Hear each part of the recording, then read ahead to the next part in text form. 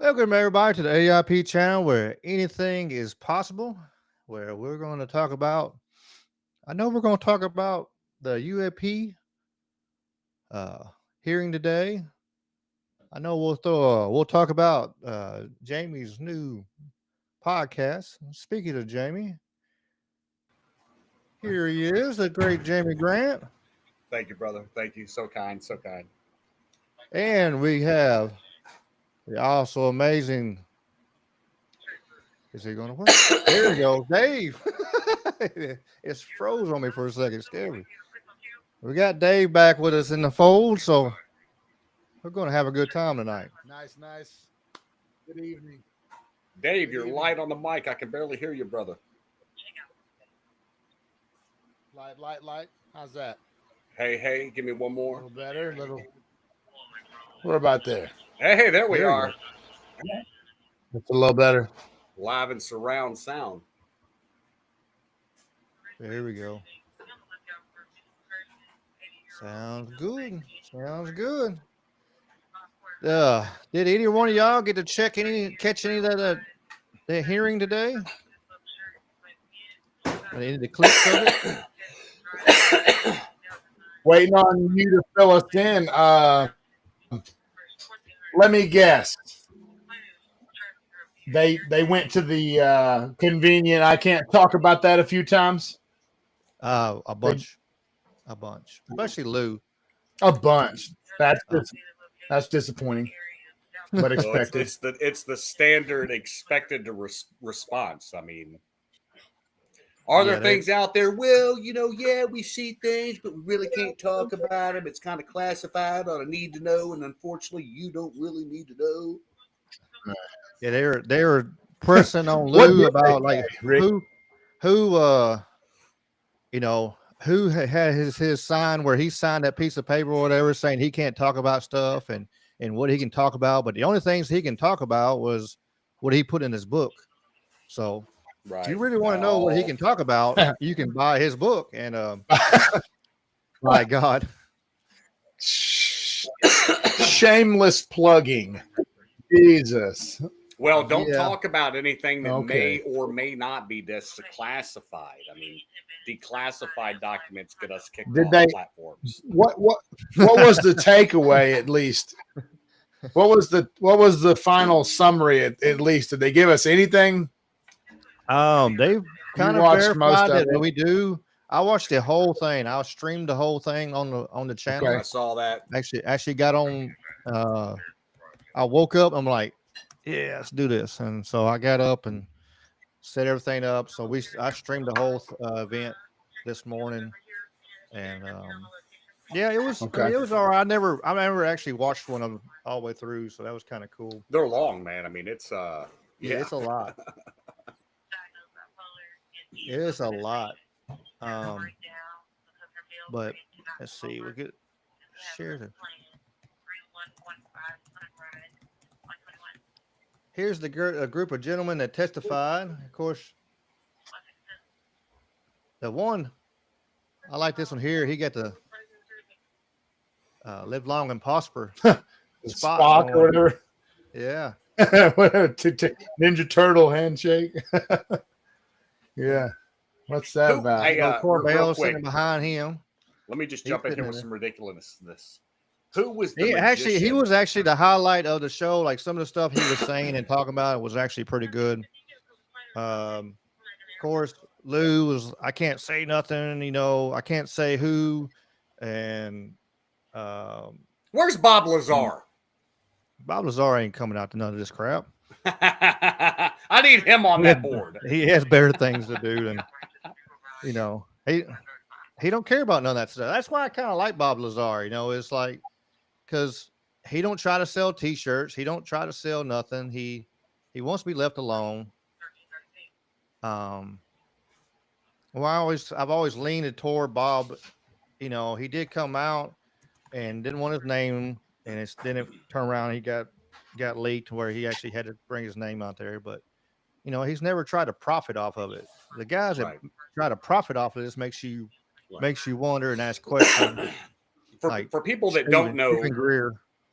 For people that don't know, though, Bob Lazar was a gentleman that came out in the late '80s, early '90s that talked about all the things that were going on at Area 51, the experimental aircraft. He talked about the UFO technology that had been what's it called, re-engineered or back engineered, reverse engineered. Thank you. He talked about an element that was not known to the periodic table until after he. Sure. And now all of a sudden it's like, what was it, like 115 or 118? Yeah, 115. And yeah, they said, well, there's no such thing. And then back in, I think, the 90s, late 90s, I think it actually came out saying, like, oh, guess yeah, what? by the It way, exists. Yeah, amazingly. All right. Anyway, so back off the detailed history on Bob Lazar. Go look the guy up. He's got a lot of really interesting shit to say. And yeah, his story stays pretty well consistent. I also said that's why I like Bob. It had some cool, stuff on there. Like I said, a lot of the senators really did push the idea and trying to push the questions. What was his? One of them I'd had to look it up. He was trying to. He even said at the end, he said, "Well, I tried to sneak around and get you to answer one of these questions that you really can't." It's kind of like sometimes it's like, man, why are they up there if they can't answer anything? It's all a show, man, and it makes you wonder. Like you got that one guy the whistleblower that it's going to serve 15 years because he put the stuff on Discord. You right. see that? I did, yeah. When you got these guys are whistleblowers, but they're in front of Congress. What's the difference? Well, I guess the question is what did he give up? Apparently, he leaked some passwords or shit, or what did he get jammed up? He was something with the Ukraine. They gonna frame it up like man. I want to see these whistleblowers get pardons under Trump's legendary second reign, right? Like Julian Assange and Edward Snowden, J6, Enrique Tarrio, this fucking guy right here, any whistleblower. These motherfuckers are in prison. They need to be free. They need to be in books and doing shows and making money with their families, being heroes for blowing the whistle on this dirty ass, corrupt ass establishment. And if Trump doesn't do that, man, I'm gonna be severely fucking disappointed. Well, I think we'll see some pardons happen. Edward and Julian, I think that should have been done the first time. I'm not sure why it didn't happen. I don't know. And probably won't happen. Honestly, man, I mean, the thing is you really have to look into all the information that he did leak. Now, granted, a lot of it was shit we probably needed to know about, but was all of it things we needed to know about it? Did it? Because what they tried to say was it aided in the enemy, and I'd like sure to see they'll always spin it like it damn. Yeah, well, man, we'll see what happens with them. Supposedly, we're going to get JFK documents. I'm hoping so. I want to see the MLK file. I'm sure they had a file on, they did on Malcolm X, on MLK, on every civil rights leader back then. I want to see all those files. What information were you collecting? And how was that information being used in the social movement? COINTELPRO. Right. So COINTELPRO. You see these politicians. JFK, 9/11. You see these politicians, man, that pretend to be part of everybody's movement. You can't be a part of everybody's movement. So what marketing strategy are you using to lie to all these people to get ahead? And whose interests are you really serving? If we know you're lying to everybody, who are you really serving? You know, I want to see all those documents. I'll say I want to see the moon landing feel like documents. that would be. they just made a movie that showed us What about happened the on that Epstein now. list? They just made a movie for it. What about the Epstein list and the fucking Diddy list? Like, you know, all of it. All of it. Elon made this statement a couple weeks ago. Ukraine, everything. He said that was the fear right now of Donald Trump winning, and he said that list will come out. Now, I don't know if you've seen in the last 24 hours, but him and Vivek have been selected to run the Department of Government Efficiency. And did you see they're only they are on a less than 2-year timeline to complete this task. They're talking some 540 some agencies, federal agencies across the board, that they are going to cut down to 99 is what they're saying. You know, I see you, Sammy. But save your fucking records and hire a lawyer. Right. Yeah, but save the records, hire lawyers also, right? That's the idea. Pretty much. Cleaning fucking house. You know, and then DT. Smith, I hope that comes to fruition. Yeah. I can only hope. And our YouTube chat is I turn around and that sucker's already exploded over there. It's good to see. We got Jess from Skate to Simulation. What'd you say? Who said what? I said our YouTube live stream chat right here. Yeah. And then we got Sweets. We got yes, David, let me check that. Yeah, that's on the YouTube one. Yeah, I was looking at YouTube. YouTube's froze it up on another screen. We're back now. I refreshed it. Yeah, man, it's fun. I like getting all the different streams up so you can be engaged with the chat. It's always that's the fun part of this, you know. Right. You know who your audience everybody is. interacts and stuff. I like shows that you know you can interact with the chat and everything. Yeah, so, Jess with the Escape to Simulation, she was streaming at the same time I was, so I just had my stream up streaming and I was talking in her chat, so it was fun this morning. Just all across. We're back. Here's on the UFO. Hey, are we live on the book? Yeah, we're live everywhere. We are live everywhere. We don't mess around. We don't mess around. We have a right to know what UAPs are, no matter what they are. However, we now have existing and former U.S. government officials who have told Congress that AARO and the Pentagon have broken the law by not receiving a significant body of UAPs, including military intelligence databases that have evidence of their existence as physical craft. One of those individuals is a current or former U.S. government official acting as a UAP whistleblower. This person has written a report. This is the report that says the executive branch has been managing UAP NHI issues without congressional knowledge, oversight, or authorization for some time, quite possibly decades.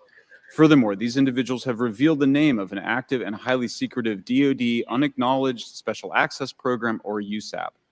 The source of that document told me, that the USAP is a strategic intelligence program that is part of the U.S. military family of longstanding, highly sensitive programs dealing with various aspects of the UAP problem.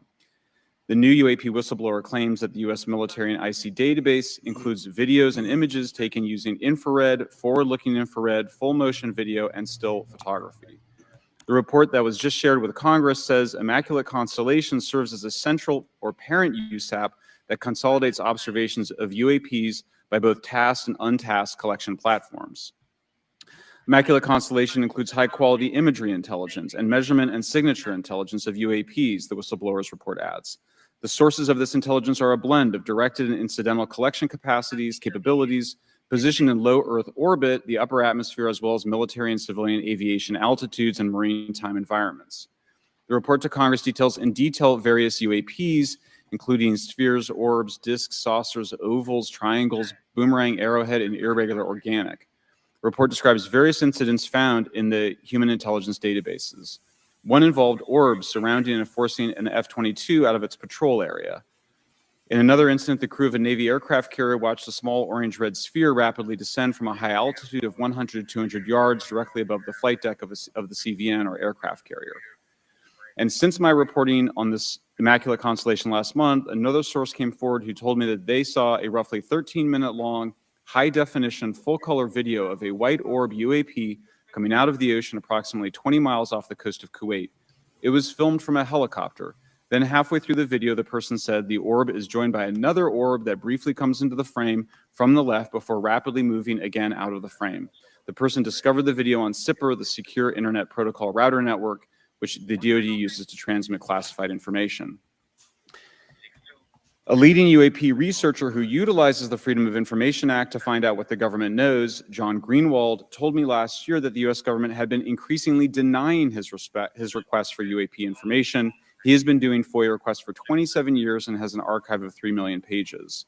The government has for decades denied any interest in UFOs, he told me, but the documents that he has assembled show that behind the scenes, it was a completely different story. Contrary to the hopes of many advocates of transparency, the government has been restricting more information since the leak of 3 UAP videos in 2017. The DoD organization AARO has been labeling many documents with a B7 exemption, which Greenwald says does not make any sense. Yeah, it's a wild. I wish they could just come out and just say it and be done with it. And They're not going to. That's the thing. They're going to keep know, bullshitting it- around it- it. it makes you. I forgot to turn my little lights on. It makes you wonder. It's like, well, why ain't they saying anything about it? I mean, kind of, what's the point? What's the why are we spending money to do this? Which we spend money. We spend money to throw stuff away anyway. Yeah.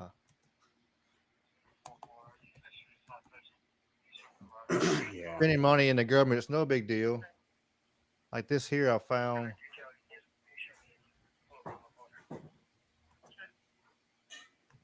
$6 million in 2023 to promote tourism in Egypt. That's a good cause. $8,000 for a defense department on a lobster tank for the defense department. Hell, they need, they got to have their fresh lobsters. Fuck. HIV and transgender monkeys study, $477,000. Wait a minute. Wait a minute. Wait a minute. Are you telling me that monkeys are fucking transgender now? Wait a minute. They're fucking monkeys. I didn't read that part last time. That's where we come from. We come from transgender monkeys. They're monkeys. The frogs is part of the water that turned the frogs gay. My mind is fucking blown. But they spent atrazine, $500,000 on it in the water. Like, does the monkey now wear a dress? Oh, I've seen an orangutan in one. I don't know, man. They spent $33 million. It might be the same monkeys they've been doing all the medical research in South Carolina that released the 40 that just went missing. I'm sure everything's fine over there. I saw Outbreak. Yeah. But they spent $33 million on them. And hell, I don't know why they tried to run away. Getting spent that much money on them. And they spent $200 million for the poor. Ricky, are we doing operations on the monkeys?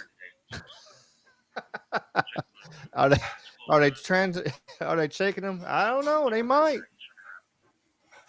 Any way to get some money, it's that's like they spent $200,000 to see how fast ketchup flows. I mean, they could spend $1 million on, Whoa. converting Catch monkeys. up what? Go back.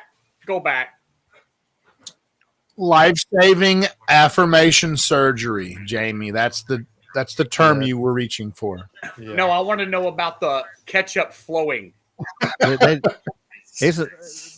Many years ago they did they bookmarked a study and they let $200,000 go to see which ketchup flowed the fastest. Now, do you think any executive from Heinz 57 was involved in this? Like, if you want to talk about money laundering, these guys literally are just throwing money into the wind so all their fucking buddies can just it's like the win game machine that you see at the casino that throws money around, and you let your buddy in there and they just grab as much as they can out of the taxpayer purse. We should do that. If you're gonna come to Congress with some bullshit and say, okay, look, we're gonna fund your bullshit, but you got to go get in the win machine, and you can only keep as much as you get. That's my solution for the bullshit funding. I'm done. I'll shut up now. Fuck. Transgender fucking monkeys. They had well, it'd be like I said We'd still be getting screwed, but we'd just it'd be without the it'd be without all the fucking the bullshit camouflage. It would just be this is what's really happening anyway. Hey, do you think those monkeys have hours of counselors and psychotherapy services available? Like, do they sit on a couch and talk about their feelings before they go get a bunch of hormones and their dick chopped off?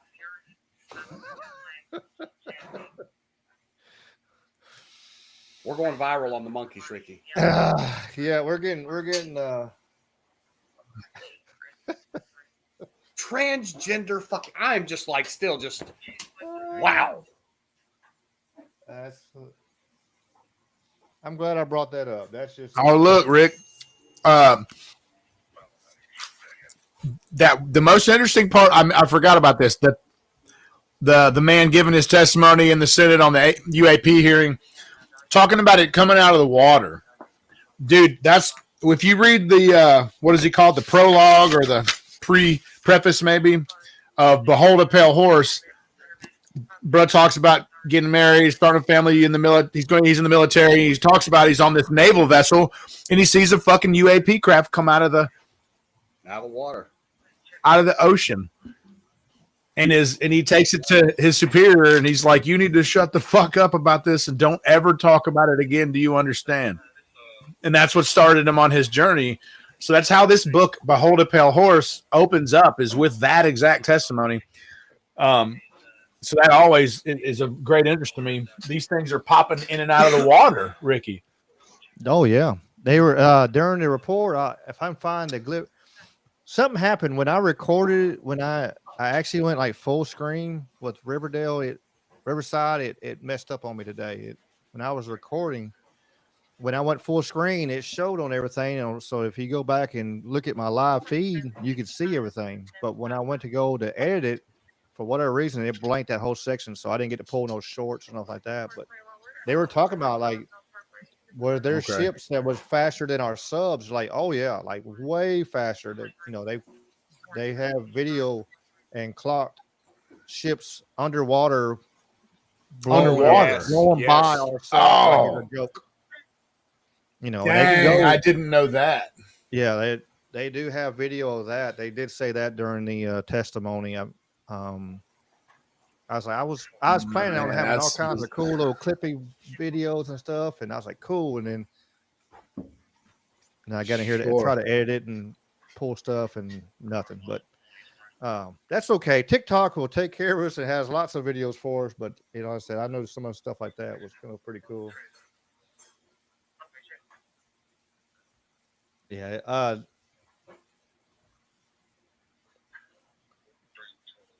I won't go straight ADD on there.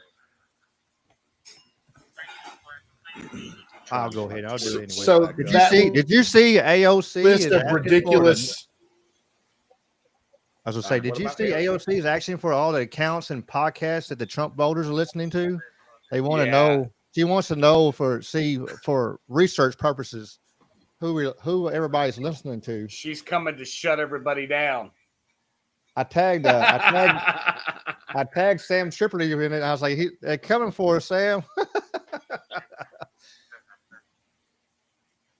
I was trying to Right. see what else I had on here, easy to find, but yeah. I seen So another in talking about wasting money. I seen uh, there was a hearing, and the senator pulled out this bag of grommets. He said, "You know how much the Air Force pays for this bag of grommets right here?" And they're like, "He's like, I don't know." Somebody from the Air Force, like, I don't know, sir. He's like $90,000. You can go to Home Depot and get the same ones for oh, I $100. saw that. Yeah. Yeah. Ninety You know, thousand because dollars for a little. I mean, right. it was a big bag. This guy had it like the size of a chip bag. I mean, it wasn't even that big. I mean, it was. Hey, have you been following Elon on Twitter? I do. Let me tell you something. The shit that he's been posting, and I say shit because it's fucking funny. Like he is shit posting like you wouldn't believe. And for people that don't know what shit posting is, sometimes it's just funny. Um, I just want to share something with you if you don't mind, Ricky Pike. No, no. Let me go ahead and We're throw this up we're there. all over the place as always. We don't. I don't care. There are two things I want to show you. One is this right here. The big government machine. It's afraid. In case you don't know what movie that's from, that's Starship Troopers. But this is what I saved that I wanted to show you. Um, you know, Elon has met with Trump several times, right? And a Oh yeah. comment that he made. Part of why Kamala's getting so much support is that if Trump wins, that Epstein client list is going to become public. Yes. And some of those billionaires behind Kamala are terrified of that outcome. Yeah. Do you think Reid Hoffman? You know, I That's think where he part of asked if Reid Hoffman, in case you've not seen the full interview, he asked if Reid Hoffman is one of those people that are scared. And Elon point blank goes, yeah, he is. He don't care. You know, it's one of them things. Like, you know, he's the richest man in the world. He don't care. It is what it is. Right. I mean, you got that kind of money. You don't give a fuck. Look, bro, listen, if I had that kind of money, I would be dangerous because I barely got a pot to piss in and I already don't give a fuck. Like, it's just, but have that kind of money to be able to just not give a fuck and leave the country, bro, man, sign me up. God, I hope I hit the lottery. I hope my parents do. I don't play. I want my parents to, so they'll take care of me. I actually have a good relationship with my parents. I know some people don't, but Right. here's another cool video from the. I know we're all over the place, just bouncing, but it's just normal. Back to the hearing. Over the last decade and a half, I learned that certain UAP programs were and are operating without any of these elements. Although much of my government work on the UAP subject still remains classified, excessive secrecy has led to grave misdeeds against loyal civil servants, military personnel, and the public, all to hide the fact that we are not alone in the cosmos. We are not alone. So here's the question. Are they from another planet or are they from our own at the bottom of the ocean out the inside of the volcano? What do you think, Mike? They actually asked that question, and actually, the one of the senators actually asked if they're actually interdimensional, which was I was impressed that they pulled that out. Like I was like, that's a pretty far-reaching, theory, which is it is a theory that it's kind of like Bigfoot and everything. Like some people think Bigfoot is interdimensional. Right. That's why he can disappear like he can. But yeah, I mean it could be like Graham Hancock said. Maybe with our we are a people of amnesia, and maybe there is maybe part of that Middle Earth. maybe there is the people that were used to be here on top was actually down there now, and they come up and check, um, because it's amazing you see through history that a lot of the older stuff is so much more advanced, and then you see a point that goes backwards, and like if you put even if they use the old stuff, you'll see that they use the same foundation and they'll build on top of it. It ain't nowhere near the same all over the world. It's not on the same level, even with the Right. pyramids and all kinds of places all around the world. Like so, we got up to a point, then we came back down, and and I guess we're up again. We have technology, but our our brains aren't on the same level as those people back then. Check this out. What if they actually had more advanced technology than we had now? We see the guy sitting at the computer, looks like a computer desk, typing on a keyboard and shit. What if they had technology so great and out of nowhere they got blown back to the Stone Ages, which is why they had to go back to carving shit in rock? I mean, maybe they got hit by a nuke and it knocked all their technology out, and then they were writing shit on, stone again. That's I mean, there's shows um in in India. It shows like they had. It's like they describe like having a war in the sky, and like they had, and the way that they right. describe stuff is Yeah, I've seen and that. like nuclear bombs and stuff and go off. It sounds like that's why, and why is it so many cultures at about went underground? We found in Turkey and all around the world there's spots where they keep finding where they had underground cities. What would drive the people underground to build and take if they didn't have equipment, these people dug cities to hold 20, 30,000 people by hand with, Right. supposedly some without even metal. Uh, you know, uh, Even if they did, they just had copper chisels and stuff. It's uh,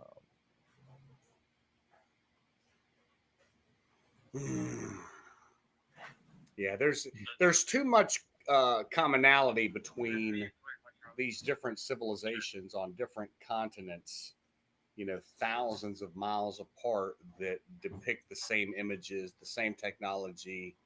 You know, um, you know, the common data would say that it's not coincidental. You know what I mean? That's what I'm thinking. yeah, yeah, I You know, agree. I mean, it's not. There's no. I mean, it don't have to be. You know, we've all seen the Ancient Alien show, and and it's how I got the first few seasons sitting on my hard drive down here. But I've always enjoyed it, but it don't always have to be ancient aliens. But there is for sure there was connection. They had boats they could get around. The people were using boats for a long, long time. It's just like the United States. They thought it when we first went to school. We're all three of us around the same generation. 1492 Columbus sailed the blue. That's who he discovered over here, and now we know Vikings were over here, and everybody was over here at one point. right? Um, so it's yeah, it's uh, the ability, and it's just just a lost knowledge, and some of it is like there's a lot of um, verbal history, and if you lose that people, you lose that history of them people, and if nobody's passing along that knowledge and they don't write it down, there's no Right. way to find it out. I mean, if it's not, unless they write it on stone, hell, it ain't gonna last 5,000 years, 6,000 years, unless Right. it's in the right climates. Unless like you're in the desert and it's dry, that's when you find wood and stuff like that. But or you're underwater where it can maybe stay for a while. But Well, no, so much of the ocean is not explored. I mean, oh no, a small percentage. yeah, and the trenches, these different. I mean, hey, let's just talk about the anomalies of the Bermuda Triangle. And what's the other one overseas in Asia, the Dragon Triangle, or what's that called? There's another one, but they talk about the anomalies over there, with different methane pockets and what's causing those, what's coming out of the ocean floor to cause that. You know what I mean? Like, yeah, who knows? It's a good question. Uh, it's a great question. I don't know. So, hey, what was the change? Why the change? Why the change in verbiage from UFO to UAP? Why do you think it's so necessary for all the verbiage today to talk about UAPs versus UFO? I'm not sure. I think part of the problem is we've always had such a negative context. If you say UFO, people look sideways at you. I saw a UFO or UFO this. People look. Well, you're a crackpot or you're a kook or you're crazy. So if you change how you say it, maybe you could get some ideas without jumping to conclusions right away. Right.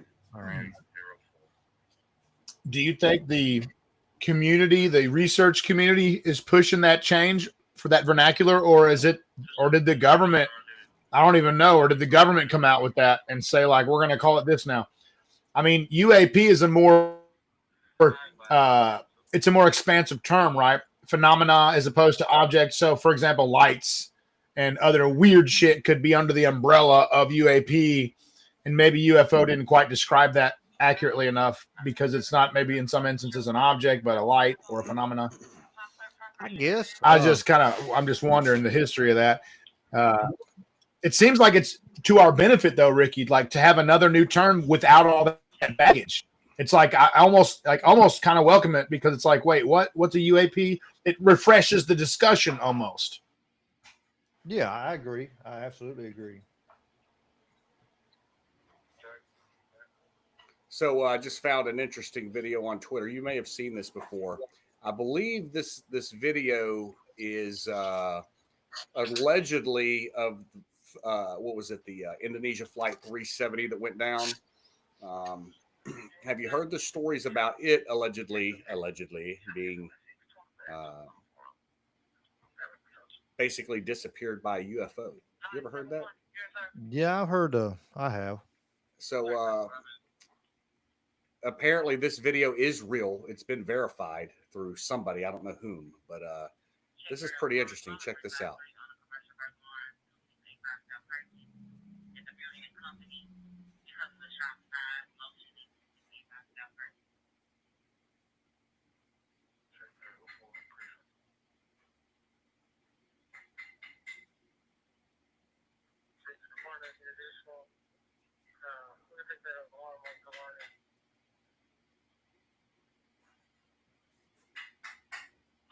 A1 is 3.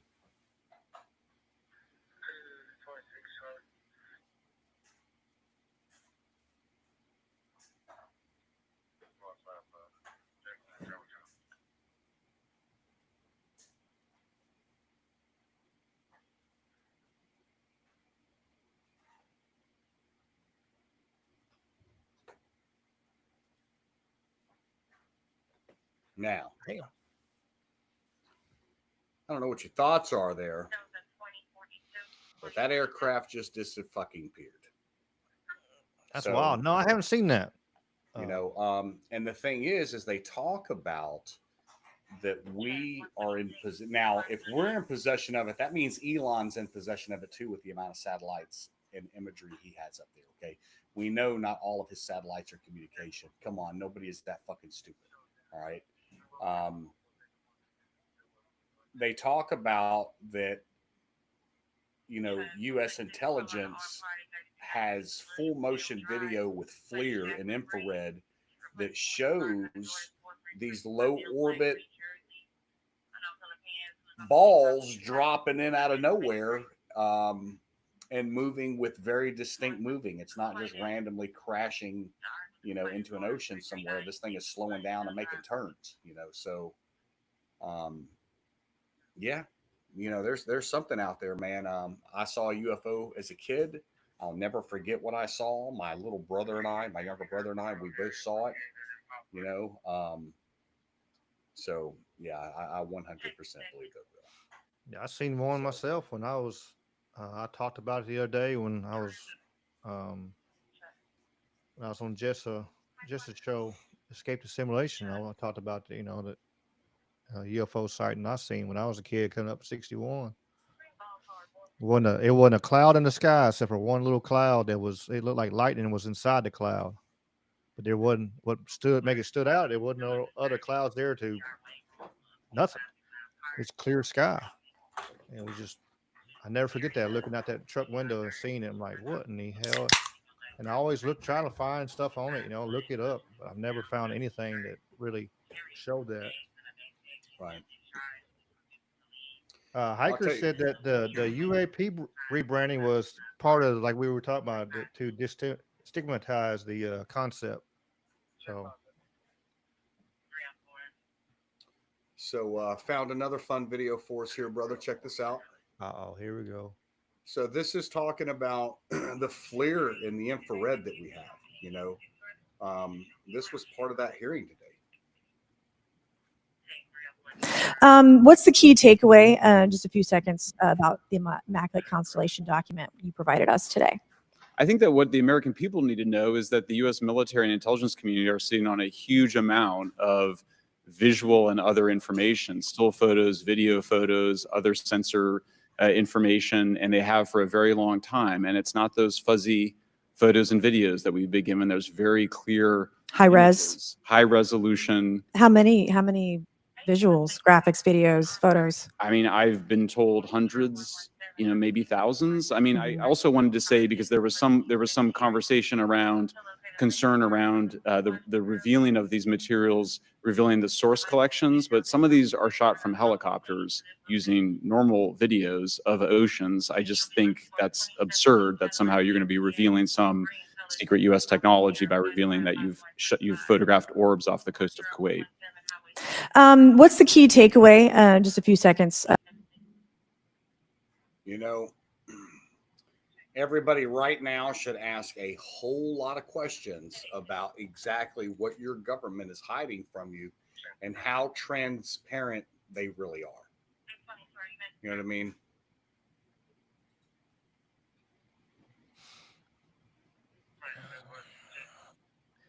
I just realized I lost my mute here.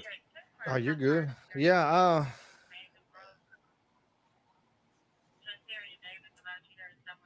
Somebody should ask a whole lot of questions right now about how much evidence is out there, how much video do they have, how many pictures do they have, how much testimony do they have from sailors and soldiers that are overseas that are seeing this shit while they're out there in the water. Where's that testimony at? Because it exists. There's a lot of it exists, or a lot of it, was, you always hear the stories of people telling, like, don't talk about it. So it's one of them things that, you don't want to look, look and then bad. Here's some shit they talked about too. This Lou Elizondo guy, he testifies that we have communicated with UFO related non-human life forms. Definitely yes. All right.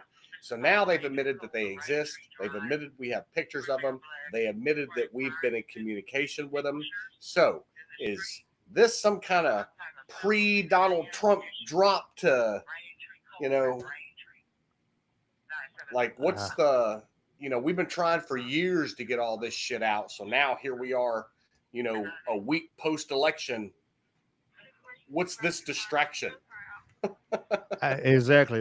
If you see a bunch of stuff, it usually is a distraction. I hope I'm not right. I really don't. What keeps going back in my head is like all of a sudden they've been pushing the last couple of years. They've been pushing UFOs. They're they might be real. They leaked the Tic Tac video. Now you got that squid or where the hell going over bases and all that kind of stuff.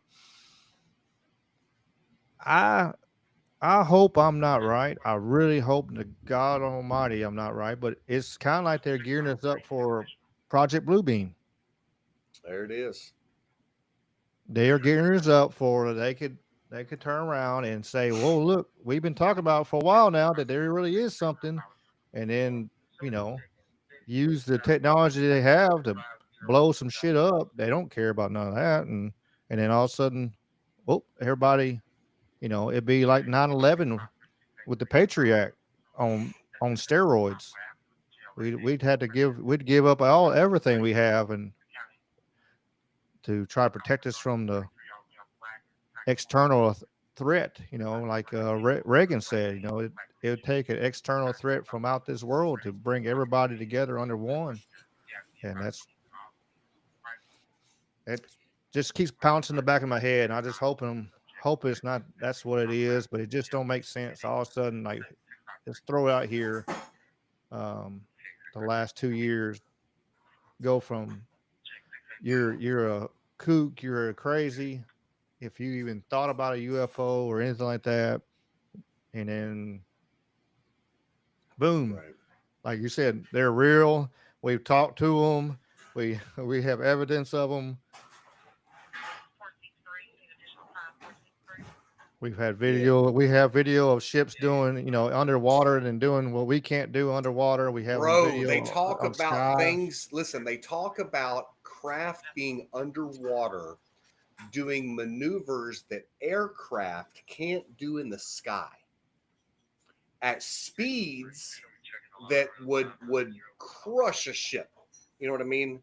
Um, man, it's I don't know, bro. I don't know.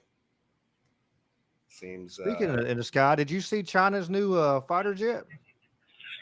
no, but I can look it up real quick. Let's look that up. Yeah, go ahead and look that up. That sucker's Which company did they steal the technology from? Lockheed. No, I don't Man, know. dude, it looks just like the F-22. It's but you see it China's fly. new J-35A stealth fighter made its ongoing debut at the air show in China. It's equipped with a homegrown engine and a human-machine interaction design that help fully exert its combat effectiveness. If you get the video of it, yeah, throw the video on the screen and let everybody see. That thing is making turns. Yeah, here it is right here. Let me pull it up. Hi, I'll be your producer today. Would you like to see fighter video? You got it.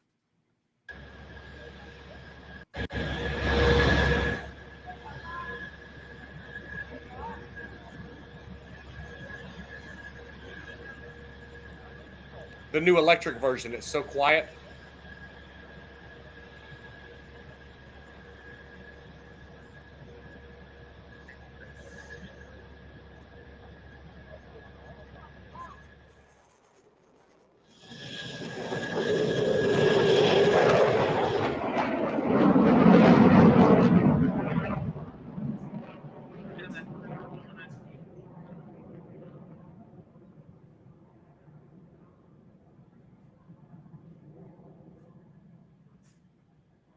I mean, man, look.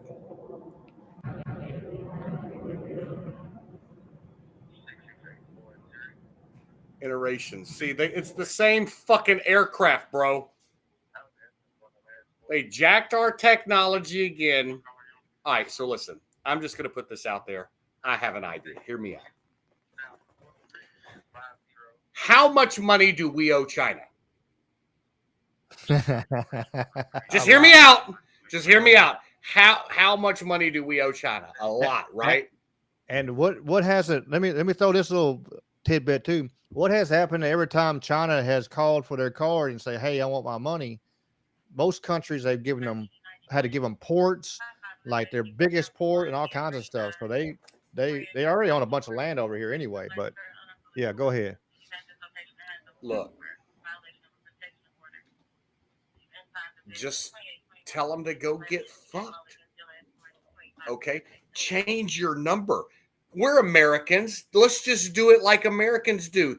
Change your phone number. Tell them to stop calling. Just throw the notice in the trash. What the fuck you gonna do? You gonna come get it? Come on. Come on. Come on. I'll write you an IOU. And I can't hear Dave. He's talking, but we can't hear him. He muted himself. He muted himself, Dave. Oh snap! I muted it. I said it's like the old adage, man. If I owe you $100, I got a problem. But if I owe you $1 million, you got a problem. That's right. China owns $749 billion in debt from us. 749 billion.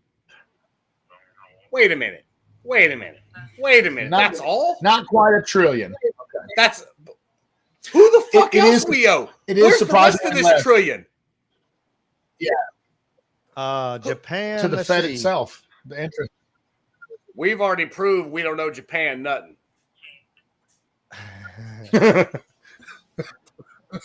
We owe them. Japan grew from owning 556 billion to just over 1.1 trillion in April of 2024. Look, bro. Let's see, top 5 companies. Yeah. Let's see this little. Well, let me put this on the screen so everybody can. Yeah, let's take a look at little gander at this little situation here. I like ganders. Yeah, Japan and China. Yeah, Japan actually owe. I didn't know that. Yeah, 1.12 trillion. 748 billion for China. And then all other countries, 5.83 trillion. Hey, how the hell we owe Japan that damn much money? Yeah. God, dog. If I need to write the letter So telling we're China 40 that we trillion in dispute our debt, I can write that letter. You know what? Let's ask Grok to write that letter. There you go. United Kingdom, we owe 690 billion. Luxembourg, 373 billion. And Canada, 328 to our friends to the north.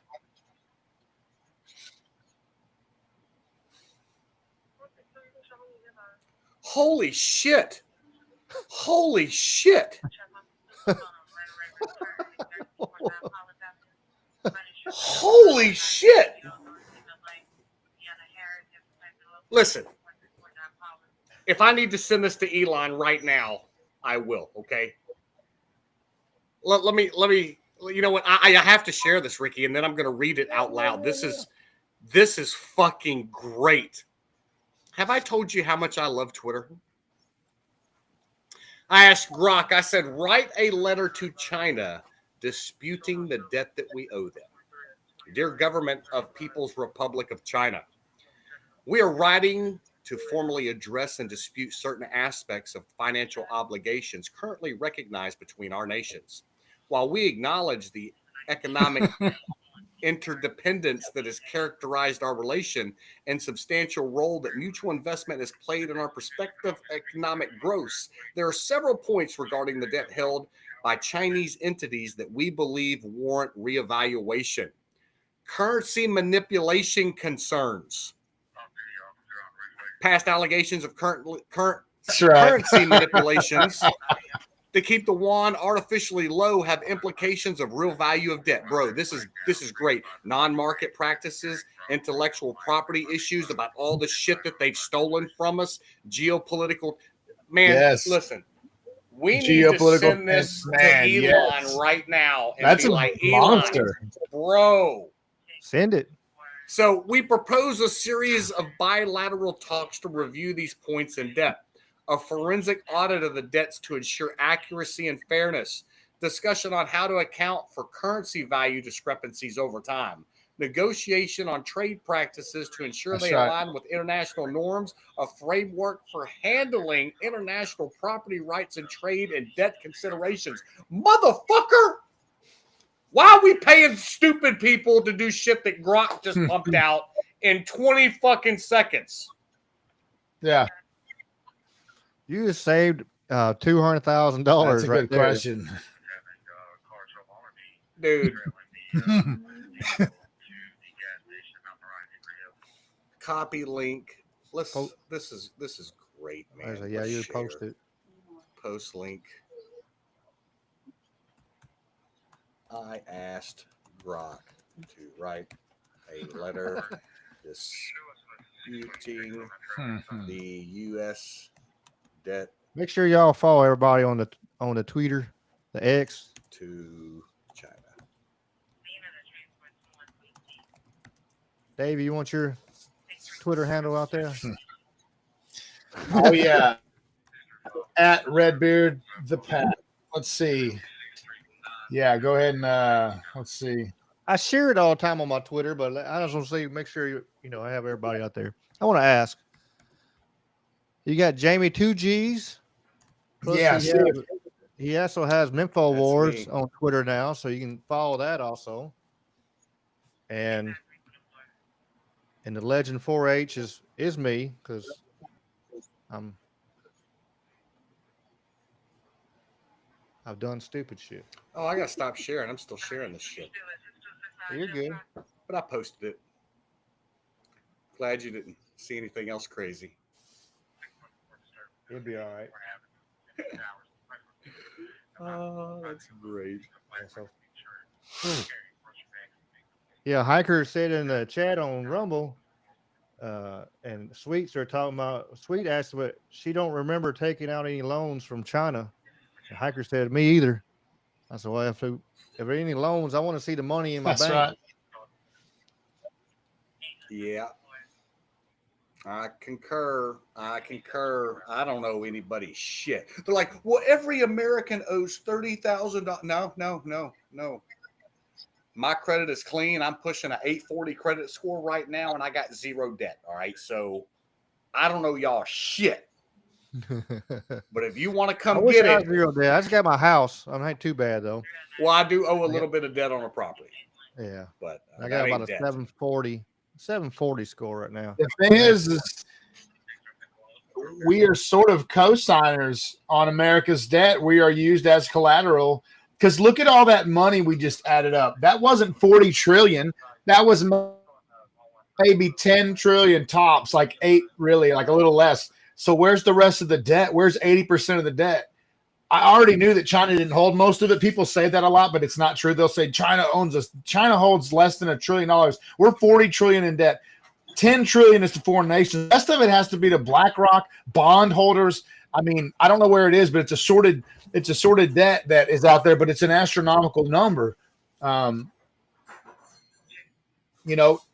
There were rumblings the other day about Trump ending the Fed or ending the federal or the federal income tax, which is kind of runs congruent with the Federal Reserve Act of 1913. But like, man, the economic system's a joke. It's a fiat currency. It's honestly, to be 100% honest, the Federal Reserve manipulates our currency all the time. They just have fancy words for it: quantitative easing, quantitative tightening. They print money, they take money out, they manipulate the fucking currency, bro. But I don't. And the system's like too big to fail until it does fail. Now Trump is poised to drop this big ass. What is this thing called? Oh man, I just had the. It's not even a cryptocurrency per se, but it's a governance token.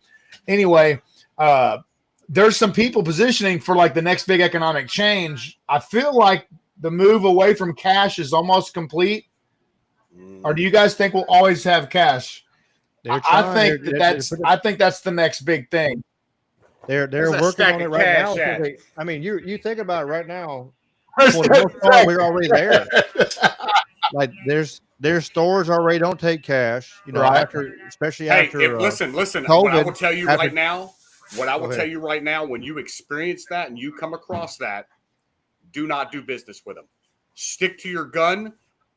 You know, Dan Bongino coined a phrase a couple of years ago. He started talking about the importance of building a parallel economy, right? Do businesses with businesses that support your values. Do businesses that donate to charities that support your values, you know, and stay away from businesses that go against, you know, your rules of commerce. You know, and if you're not going to accept fucking money, hard, cold cash, I will not do business with you. Done. No. The company I used to work for, they stopped No. taking cash and stuff. Hell, it stopped dealing with it. I mean, it was kind of convenient, in a way, you know, for us, for working wise. You didn't have to mess with dollars. I wasn't worried about, oh no, the dirty dollar. You know, where's it been? If you really think about that stuff, yeah. But you know, it ain't gonna be no different. And you're sitting there, you know, handing receipts out and stuff like that. If it wasn't going to be weaponized as a social credit tool, or if it didn't have that potential, I wouldn't even give a shit. But the problem is that it absolutely can and will be readily weaponized the first time you know, your political opponent wields it. We've already seen that. Look at the truckers in Canada; they shut down their bank accounts. Look at China, of course, is the golden model for the credit score. Of course, when you're in low standing, you don't even get to ride public transportation or take out money from your account or any of these things.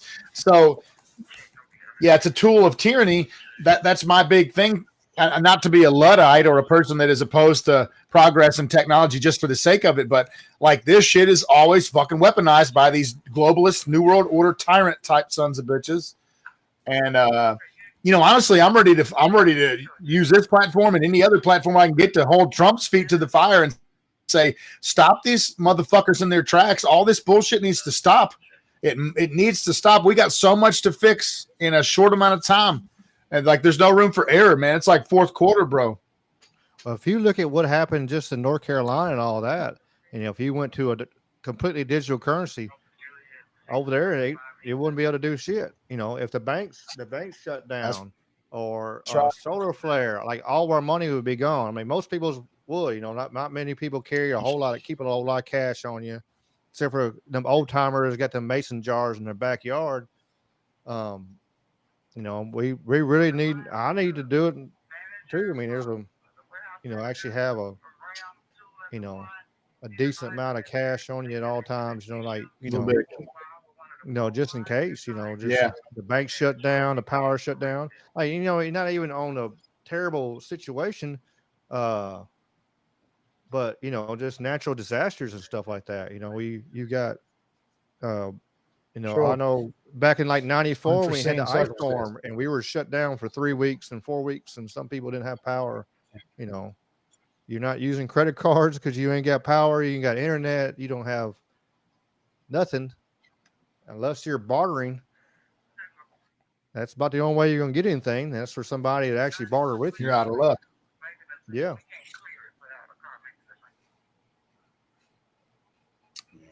Like I said, I want to show this. I want to show this video. This one of the back in my rabbit hole days.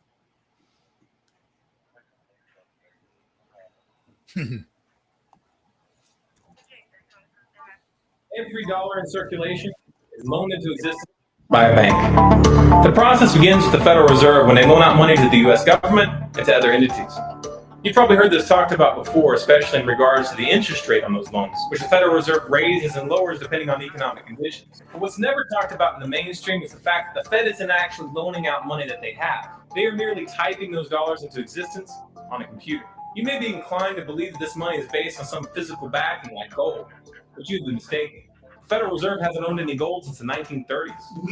The Federal Reserve does not own any gold at all. We have not owned gold since 1934. So we have not engaged in any gold swaps. When the Federal Reserve loans money to the U.S. government gives the Federal Reserve government bonds in exchange. These bonds are simply written promises to pay back the money that was loaned to them with interest through taxation. So to be clear here, the government is taking out a loan from a bank that's creating that money out of thin air, and they're expecting you, the taxpayer, to cover that loan. The absurdity of this arrangement is even more obvious when you realize that up until 1913, the US government created its own money and had no need for a bank to play the part of a middleman. That new money loaned out by the Federal Reserve enters circulation through the banks, accumulates in the banks, and in the end, the banks end up holding all the cards. Not necessarily for the reasons you may imagine.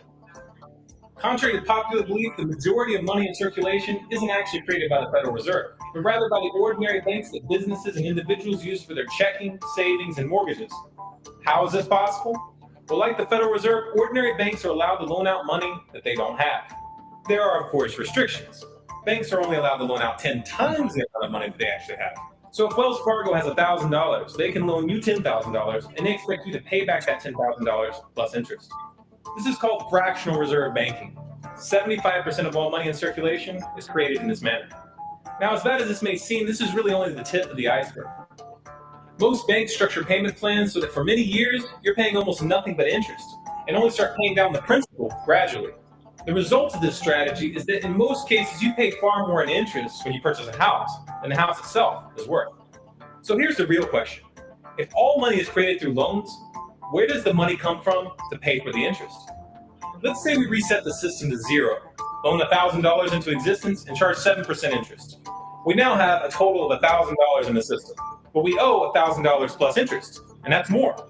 The interest ensures that there's always more debt than money in circulation, because the money to pay the interest doesn't exist. Never has, never will. This would be obvious if there was only one loan being issued to one person in this manner, but when performed on a global scale, the reality is hidden. It is transformed into a game of musical chairs where the person ending up without a seat faces bankruptcy and financial ruin. Because every dollar in existence is tied to a debt, this creates an unseen force that draws those dollars back to the banks, kind of like gravity attracts a physical object to Earth. The catch here is that it's the labor of the people that moves that money. Every hour that you work to pay back a loan or to keep the government from throwing you in jail over income taxes is an hour worked for the banks. The total receipts from personal income taxes just barely covers the interest on the national debt. And even the principal for that debt all ends up back in the hands of the banks. Now remember, that bank created that money out of nothing. Once you understand that the money that banks loan out isn't actually an asset, but is in fact a piece of legal fiction, it should be clear that you're working for these banks for free. This is a cleverly disguised form of slavery. If you manage to pay your monthly payments, then you are a successful slave, and you're allowed to keep the material comforts that come with that status. But if for some reason you fail to make those monthly payments, then the bank or the IRS comes to take your house, your car, and anything else you have of value. And if somehow, even with this enormous financial advantage, the banks still get themselves into trouble, you, the taxpayer, will be forced to bail them out. No matter what, the banks win. To say the game is rigged is an understatement. You might be inclined to think that if you live outside the United States and you don't use dollars, then this situation has no bearing on your life. But you would be wrong. The dollar is both the world reserve currency and the only currency in which oil is sold on global markets. This is often referred to as the petrodollar status. This means that wherever you live, whether your country is an oil exporter or an oil importer, you are affected. If your country is an oil importer, then you are affected by the fact that in order to keep your country running, you have to acquire dollars. To acquire those dollars, you have to send goods and services to the United States or to someone else who did. Likewise, if your country is an oil exporter, you are affected by the fact that you send your oil to the US in exchange for this debt-based money. You are exchanging something of real and tangible value for digits on a screen. And if for some reason the leadership of your country grows tired of this arrangement and tries to pull off the dollar, you'll quickly find the United States military at your doorstep ready to open up a can of democracy on you. Iraq learned this the hard way when they switched their oil sales to US in 2000, and Libya when they tried to organize a gold-based currency for Africa. Debt-based money is a masterpiece of social engineering, the ultimate tool of the ruling elite. Yet in reality, the whole thing is nothing more than a construct of belief. Our chains are the chains of the mind, and the path to freedom must also begin in the mind. If we want a better future for our children and grandchildren, then we must work right now to reach a critical mass of awakening. If this is a message you feel the public needs to hear, then be sure to like, favorite.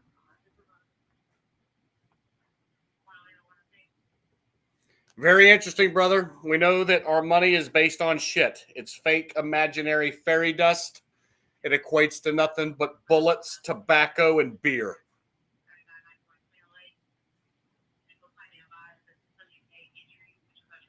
That's just what I think. Dave is muted again. I wasn't saying much. I was just looking for that video. I found it. I want to save that. That's a great video.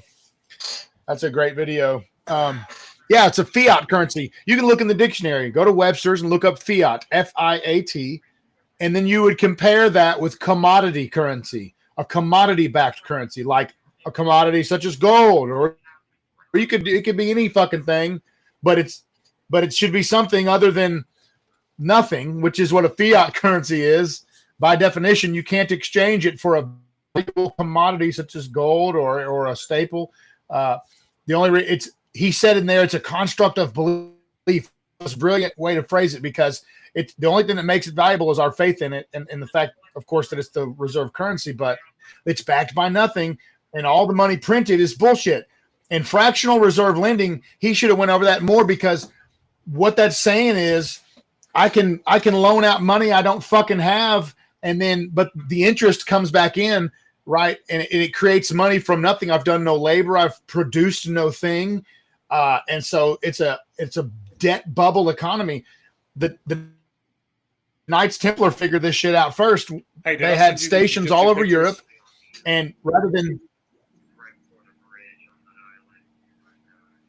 than travel, say, to Jerusalem with your gold from France or your silver, you would put it in the bank in France and carry a note that said Knights Templar. And when you got where you were going, you'd cash it. They quickly figured out they could loan people money and make a little interest on the side. And then they figured out after that, they could loan out checks for sums that they didn't necessarily have enough money to back, because it didn't matter. That many people participated in their scheme. And that's where we're at now. And that's the basis of fractional reserve lending. We are truly, truly getting fucked. So yeah, I'm mad having been reminded of that by that video, Ricky. I didn't want to make you mad, but yeah, like I said, that's some good videos on there, and some of the stuff it's some scary thoughts, but yeah, he lets you change. Like, he wants you to spread that knowledge. Like, if you want to take his videos and spread them and stuff like that, repost them, and get open kind of deal. Sure. He don't even post anymore. I don't think he moved down to Middle America. I think around Guatemala or something. He got the hell out of here because he was tired of it.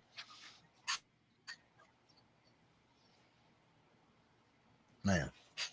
Yep. Economic tyranny, crushing economic tyranny, man. Yeah. Yeah, we'll see what relief comes these next couple of years. Hopefully, I was going to say earlier, I'm glad I didn't forget about it. We had, the last person tried to do away with the Federal Reserve was JFK. So that's we'll right. See what happened. We've seen what happened to him. Hopefully that won't happen again. But yeah, that's a lot of powerful people, a lot of powerful money, and you trying to slow down but maybe up in the whole system. The whole system, it's flawed and it's just messed up. Like, you have to, it's just like what I mean is credit. That's what it would do. Like, that's why they can't let it happen. Yeah, it's just like having credit. You can't have good credit without being in debt. If you pay off all your bills and don't have no bills whatsoever, you got no kind of bill, hell, your credit score drops out the ass because you haven't been using it. Yeah. So you have to use your credit. You have to be in debt to keep a good credit score. It's all a racket. It's all a money laundering and racket all the way around. It's sad but true. Man, my other computer stopped running internet again. I don't know. It maybe got too hot over there. I'll probably get a cooler for it.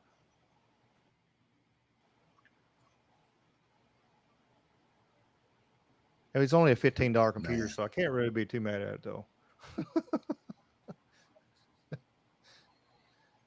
I got about $60 in it.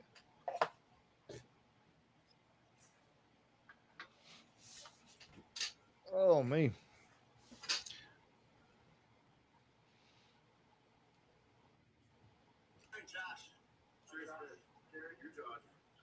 We'll flip it before we get something kind of positive. I got it.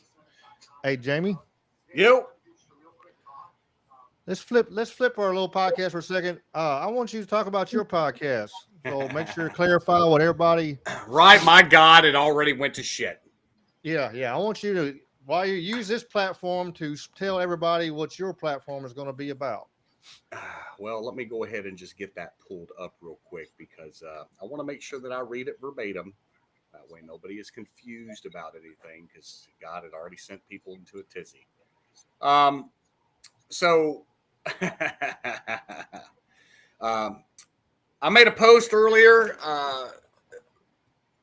Basically, the title of the podcast is Mempho Wars, the Battle for the Soul of Memphis.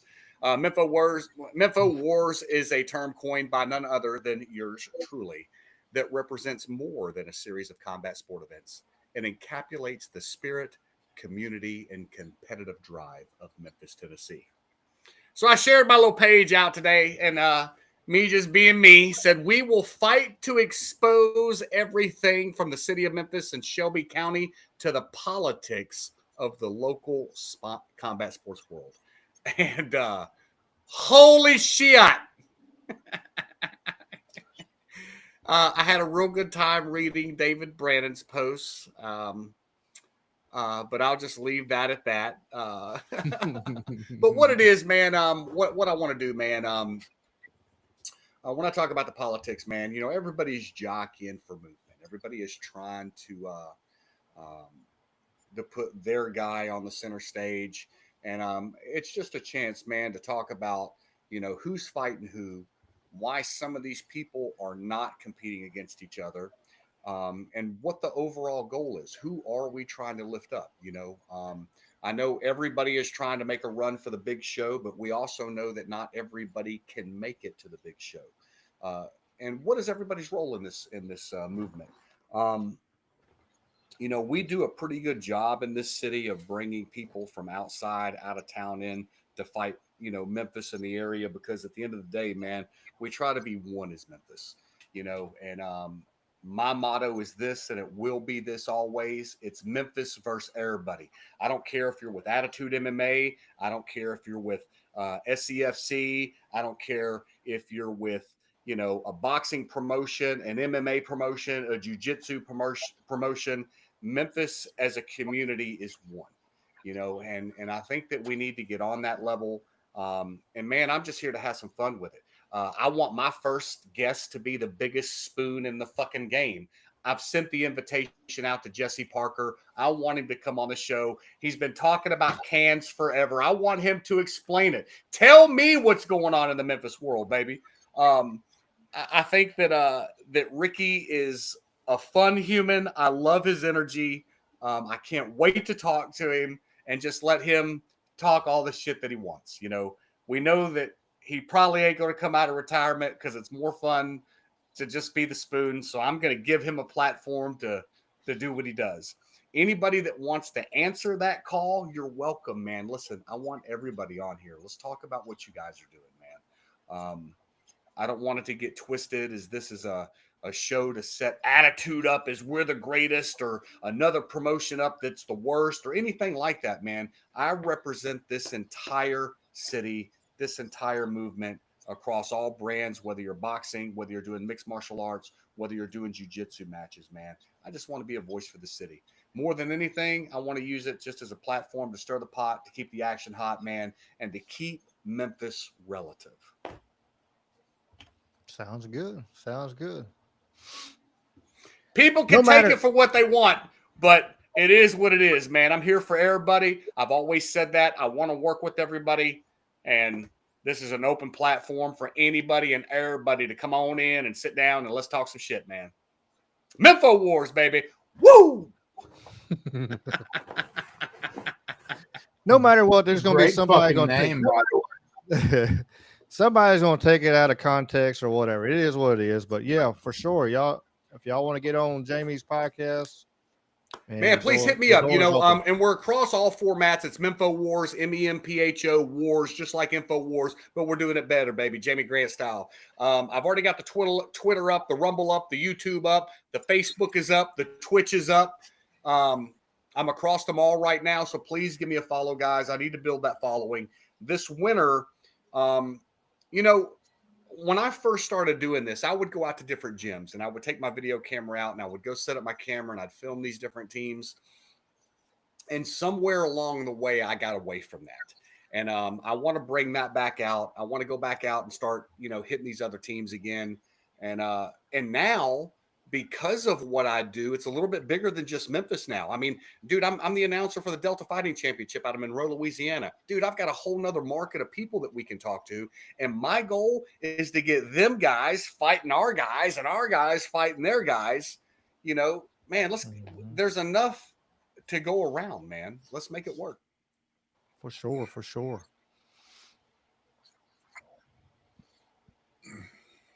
Hopefully people won't take it too sour. They'll be strong. They'll be They strong. have to be, damn it. Because I come from the land of I'm Jamie Grant. I don't give a fuck. You know, you are who you are. You know, it is what it is. There are people in this city that already tried to cancel me once, damn it. I lived through that shit. So, you know, it's gonna be all right. I'm just me, baby. We just have fun. I'm loud. I'm obnoxious. I'm just take it or leave it, damn it. I told you about that China, the China plane, but actually I was wrong on the China plane. It's this Russian plane right here. I was scrolling along. I seen this sun gun. Check this mother out.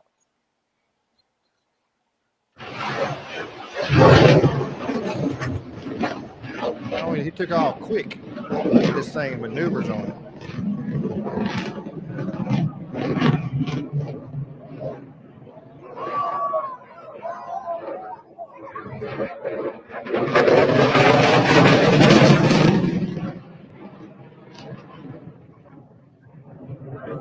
Boy, look at that. Oh my God, man.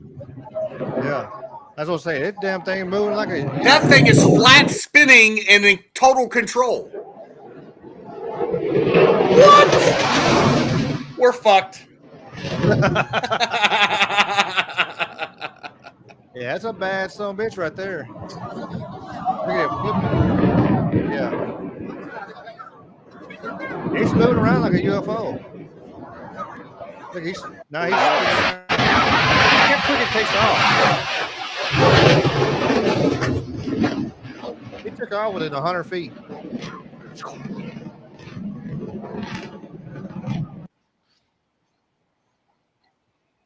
Now, we all know that That's a wild machine technology right there. is 30 years behind, right?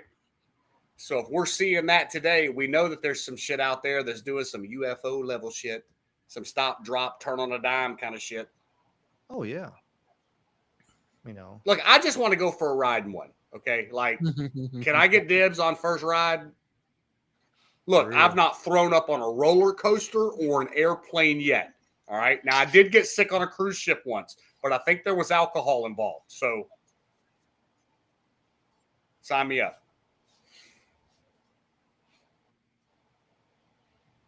Yeah, I see John Ashley. Yeah, Jamie's on. He is on Rumble with the Mempho Wars. He is on Rumble, John. Let me I'm looking through the chat. Yeah. Yeah, we're. Oh, Memphis. You got Memphis Wars there. Oh, that's wrong.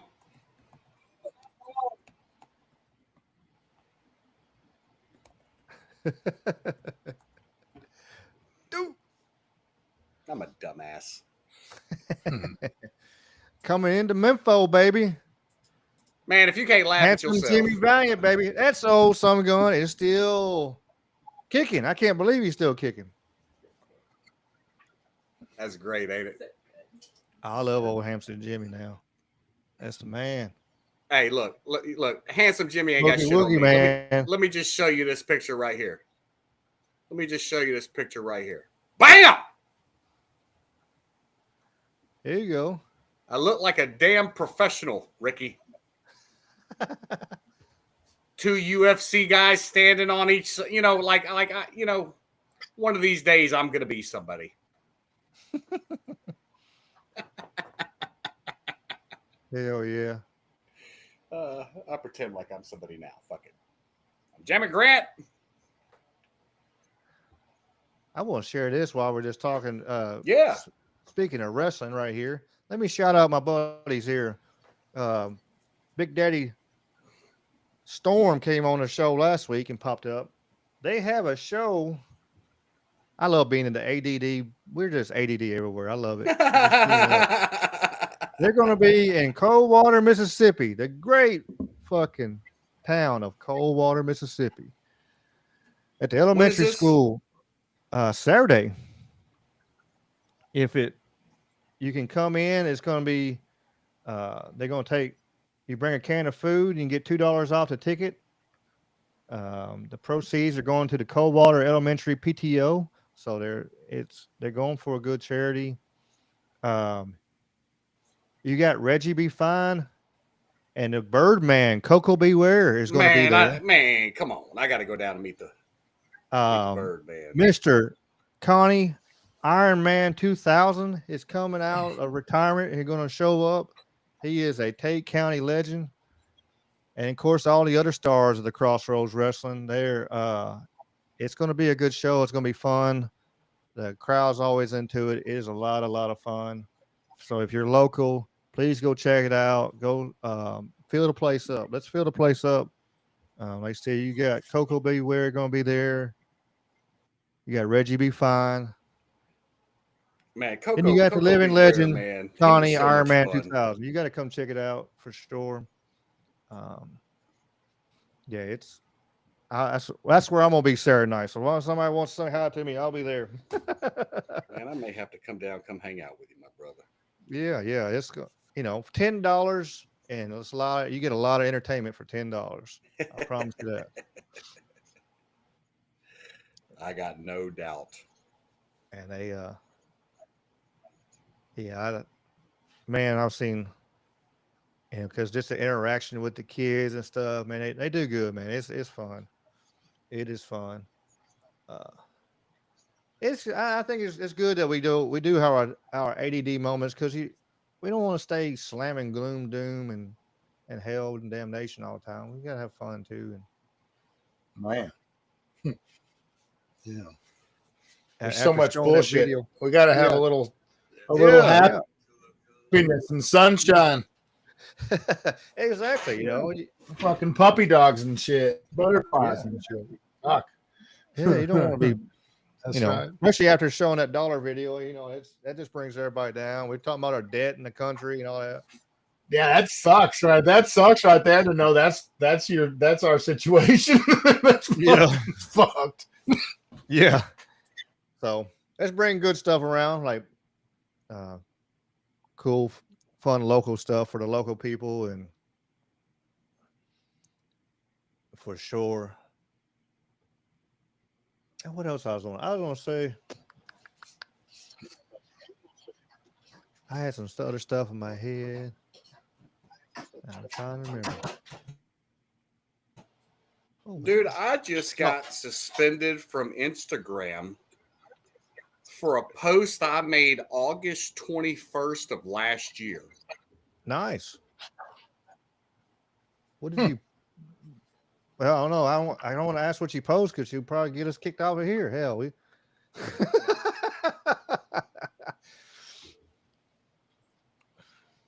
Well, I don't understand, because I can't. It won't show you what you posted. It won't show me what it was. I hate that. I hate when YouTube does that stupid stuff. It's like, man, you did something bad. I'm like, what did I do? At least lately, TikTok, like, they'll take my video down, and I'm like, what did I do wrong? And then I'll put it right back up. Here it is. It's a video of Sammy Martin cooking Christmas stuff.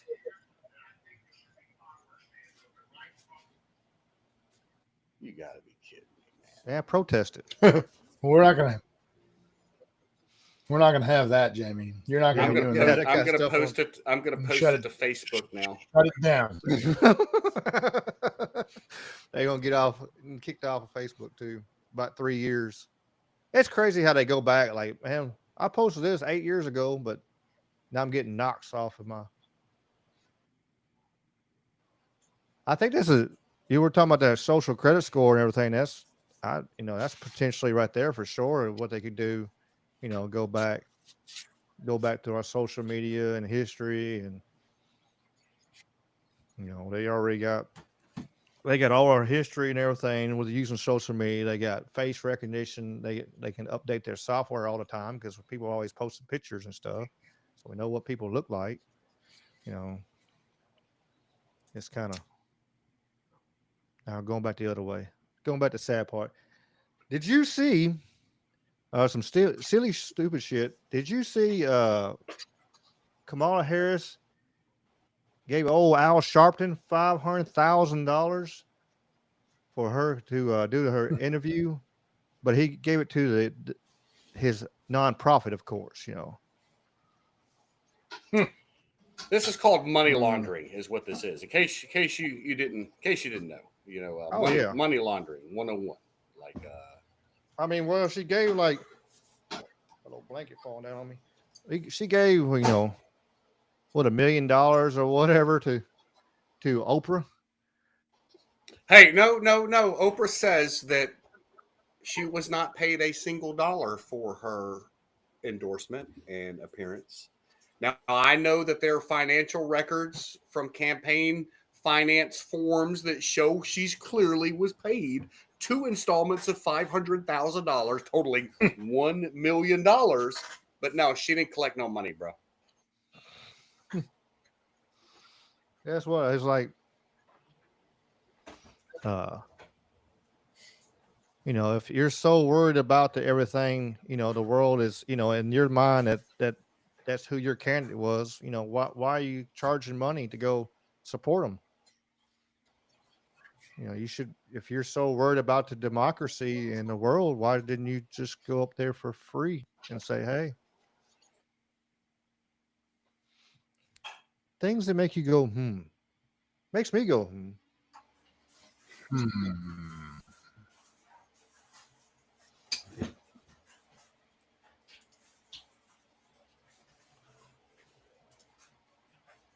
So we talked about that.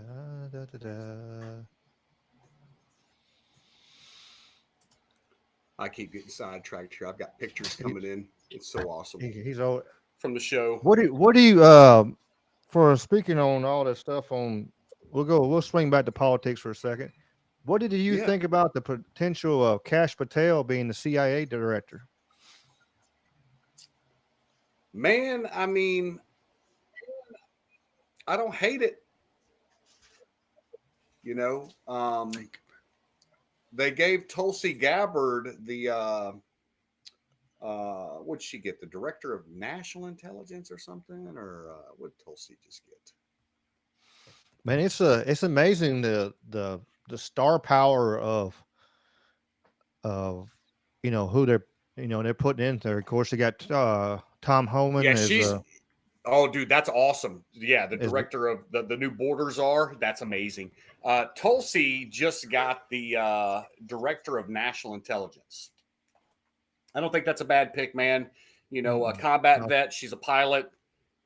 Obviously has had a full, 180 on her political leanings. I'm interested to see what kind of work she does. I agree. I think really she hadn't. I think she's always been kind of moderate though, really, and it's just that the party, the far, far crazy left is reaching so far that they left a lot of the moderate, we talked about this before, the moderate left, they're right there, just barely leaning over that middle line. They just left them in the dust. And that's another reason why she said, I saw her interview talking about that every place they went, they asked that question. It's like, hey, how many people used to be a Democrat? And there was people at every place, people raising their hand, like 30, 40, 50 people every time they drove so many of the moderates over to the right because it was the left was so far. It's one of them things when you got they, but it is not because of that. It's because you know because men are sexist. It's what's happened.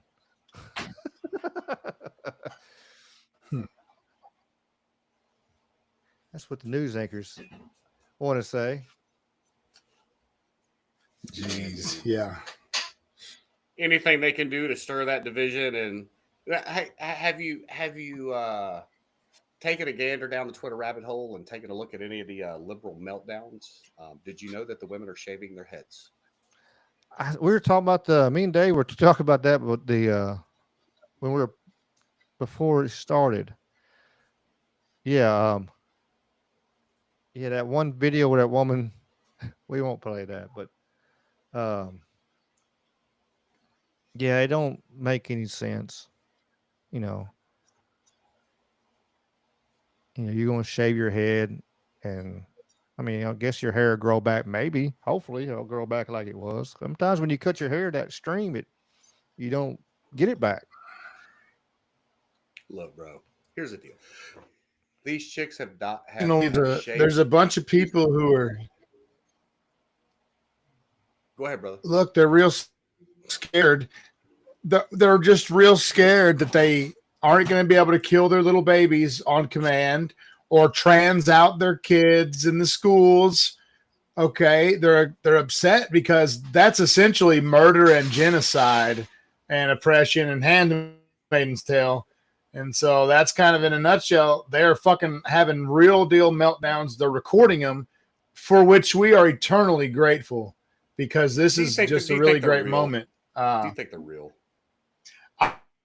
I almost think they're not, bro. I almost think it's parody. It's hard to tell. It's so fucking retarded that it's like, you got to be kidding. It's got to be a joke, right?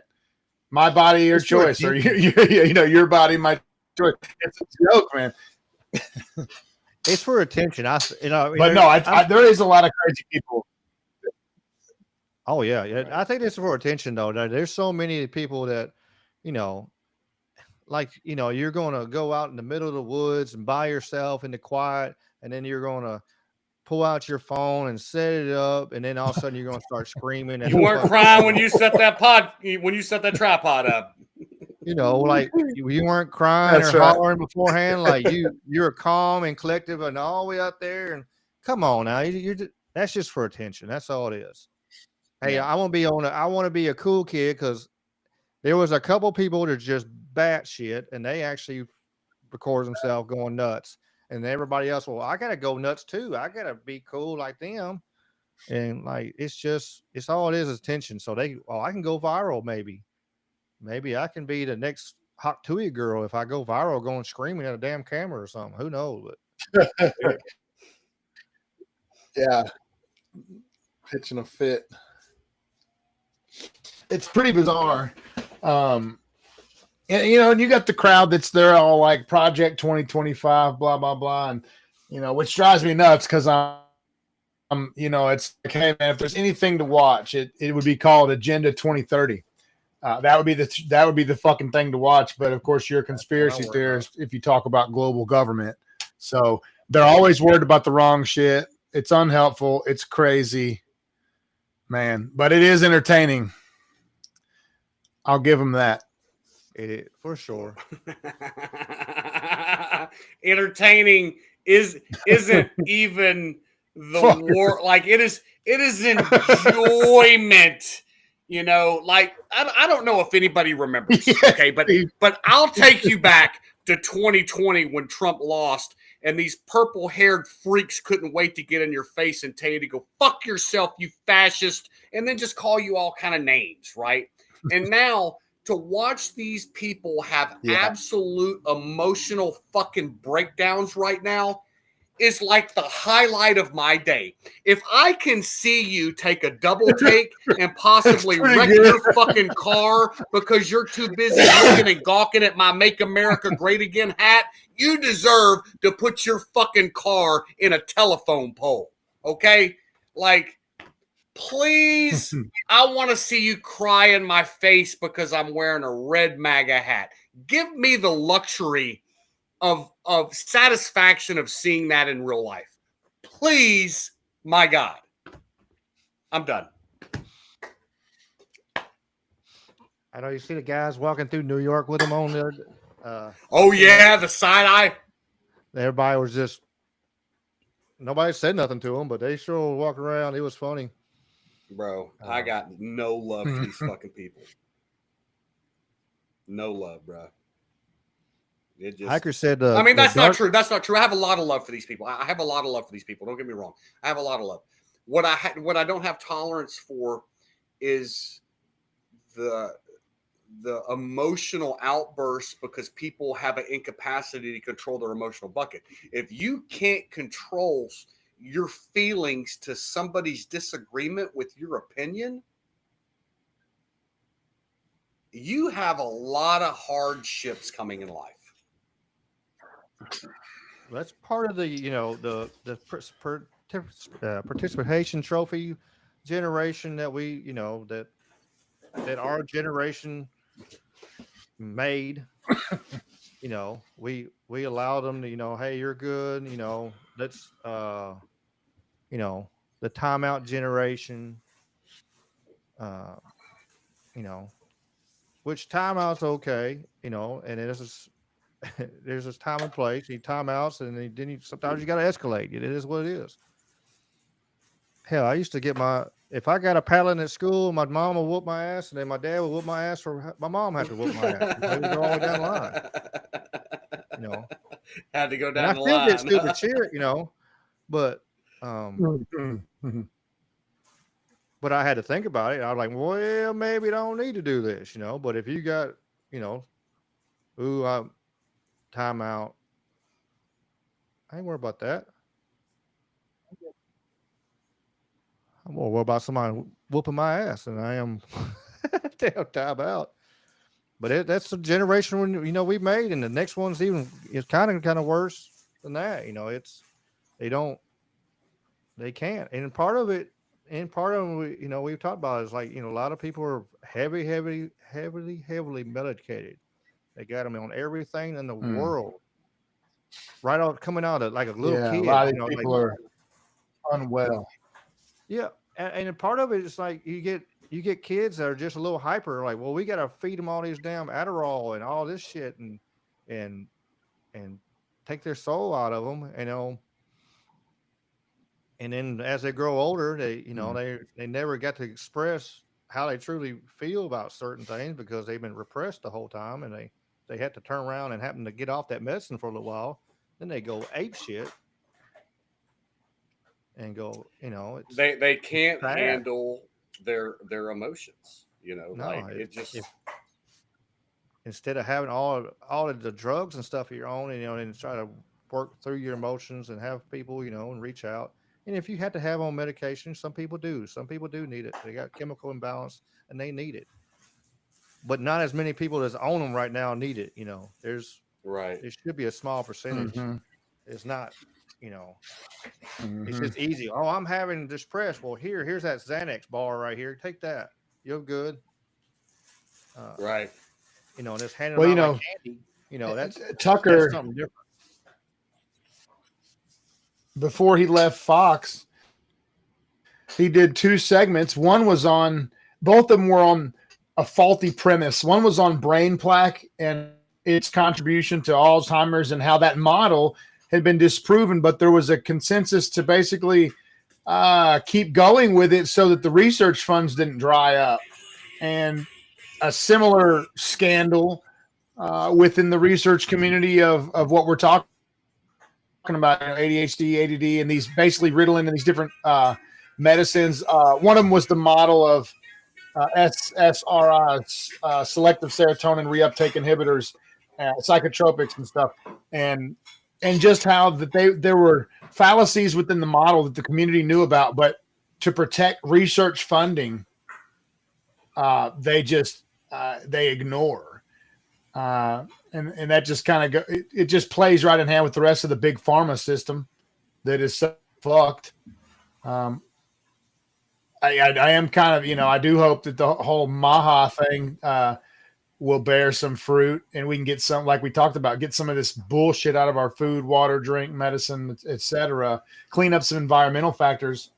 I think they play a role too in the kind of demoralization and the feminization and just the weakening of our people as well. These environmental factors. Oh yeah, they take a lot of this stuff that we have in our food, and we've talked about on this podcast before, that so many countries in the world ban what we have in our food, and it's because what it does to people. You got all these dyes and stuff that cause people to have be hyper. And then you turn around and you put these red dyes in this food that cause you to be hyper, and then all they're hyper, so we got to put them on these medicines because they're hyper, and the only reason they're so hyper is because they're on all these damn red dyes and everything else. I mean, do you think RFK is going to clean house? Like, what's that time frame look like? I hope. I mean, I have. Well, he's pro-vax, isn't he? He is pro to a point, but he was been talking about, like, autism rates, and we're gonna get taken down on YouTube.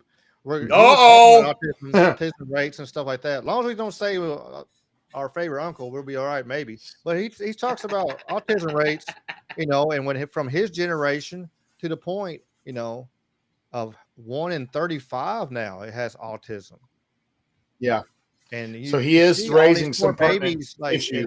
Side effects and stuff. Like you're dousing them like with 60 different vaccines, like boom, within their first 2 years, back to back.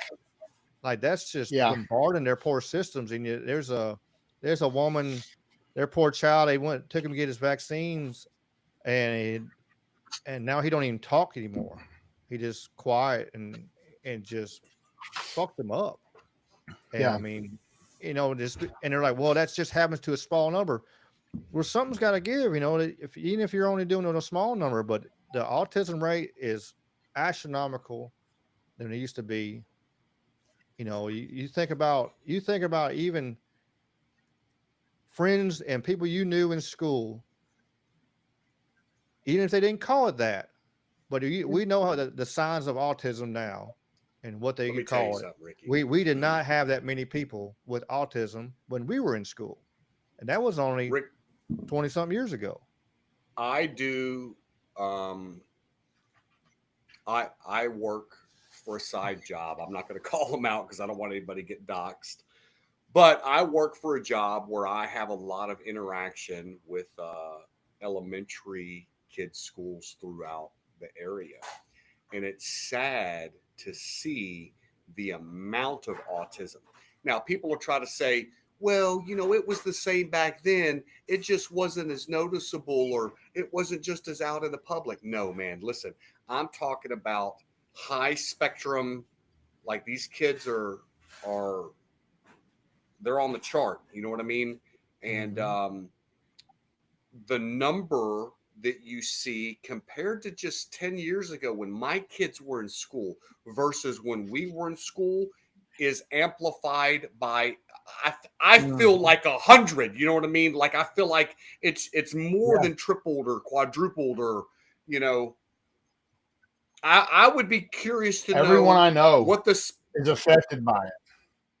Right. I would be curious to know what the special ed numbers look like from the 1970s and 80s when we were in elementary school and getting into school to what it looks like now in the 2020s and in the 20 teens, what that number looks like. Is it 1 in 30? Is it 1 in 15? Is it 1 in 7? Like, how many school age kids, Ricky? You know that? I know RFK said somebody, so 1 in 35 do you guys have autism now. 1 in 35 children. It used to be like 1 in 6,000, Ricky, and now it's like you said, 1 in 35. That's incredible. And you know when? Do you guys know when this change occurred? There's one primary driver. There's one event that occurred, and you can trace this damage to that event. And it was under Ronald Reagan. It was the 1986 Childhood Vaccine Injury Act, and it gave legal immunity to the manufacturers. From that date forward, you could no longer sue them if their vaccines hurt you. And guess what they decided right after that? Oh, shit, we can't get sued. Guess what? You don't need 7 shots. You need 37. And over the next 20, 30 years, that fucking schedule exponentially multiplied, but so did the damage. The spectrum of damage is wide, as you said. Everything from a highly one end of the spectrum all the way to mild effects, and of course everything in between. Of course, death as well. Some people die. Yeah, a lot of and the people reason say is, that's what right? I mean, that's where SIDS come from. Is is from that increase. They had increased numbers of SIDS after '86 too. That more people. I remember in the early '90s, that was one of the big things you watch on TV. They have commercials about it, talking about SIDS, and it was like, why are we getting commercials now on this? But that was normalizing. Like I said, it's right after when they started this ramping up. Oh, we can make money off of this. We can't get sued. Whatever happens. Some people take it good. And let me, for the people listening, their argument, all vaccines are not bad. There are good ones, but when you're not getting them tested and they're not being tested, or there's just fun them out here, because this person's paying this person to let it go. Here's your $3 million. I'm gonna make $4 billion off of it. Okay, you're good. You're approved, and go on your way. And it's happened over forever and ever. So here's unfortunately the conversation isn't very honest. No, it's not honest. That's and the so thing. informed consent. Yeah. Here's a story from July 31, 2023 in Education Week magazine. Talks about the number of students in special education has doubled in the past 45 years. I believe that number that is bullshit. I think it's quadrupled. You know what I mean? Bigger than that. Yeah. Much bigger, much larger. I think they drop stories like this to make you go, oh, well, it hasn't gone up that much. When in reality, if you see it with your own eyes, you know that it's gone up. Yep. That's right. Yeah. It's well, yeah, Jamie, we said the V word. They'll argue. They'll tell you that that was just undiagnosed, and they'll try to account for those numbers in that way instead of acknowledging that there's an environmental factor that has changed, a toxic factor. Right. But that's because they do not want to give any ground on that. I will say this. Right. I have heard even Trump, who they are both, like you said, Ricky, they're not against all vaccines, but I've heard them argue as a compromise, at the very least, slow the fucking schedule down and space these damn things out. Right. So that's kind of a middle ground approach. The problem is, like we talked about, Jamie, is that they're dishonest with the conversation. And number two, there's a huge incentive to just go along to get along and get your kid vaccinated so that he can go to school, because they make your life a living fucking hell if you try to drag your feet on that. So the conversation's very dishonest. There's an immense amount of pressure. And obviously, if we're being honest, there's a lot of people that are affected by these in negative ways. 1 in 35. Are you willing to roll the dice on giving your kid this issue? Right. In order to stay current on the vaccine. So but that's not how the parents are presented with the question. They're not told it's 1 in 35. They're told it's fucking negligible, again, with the dishonesty. Right. Yeah. Yeah. Well, they're not up front with none of that kind of stuff. It's sad, that all these children had to suffer, for over greed, as always, is follow the money every damn time. And, all these poor children are suffering, with, all kinds of anxiety and social problems, or just health problems, and all this kind of different things. Allergies, man, everything. I mean, immune I mean, all of responses. it. It's just so. Think about think about this. Think about the amount of kids today that have a nut allergy compared to when we were kids, dude. You didn't fucking hear of it. Now every other kid that you talk to is like, I can't eat nuts. I can't eat nuts, or I'm Gluten. lactose gluten. You know what I mean? I never heard of a gluten allergy when I was a kid. Now here I am at 44 years old, and I work with a woman that damn near dies from it because her fucking throat swells up. What? And this is a common gluten allergies, apparently very common now. You know, Yeah, there's come on, there's so many. You hear, I mean, I've known a bunch of people, and it's like, man, it's. I'm just thankful. I'm blessed that I'm not allergic to jack. Shit, I'm not.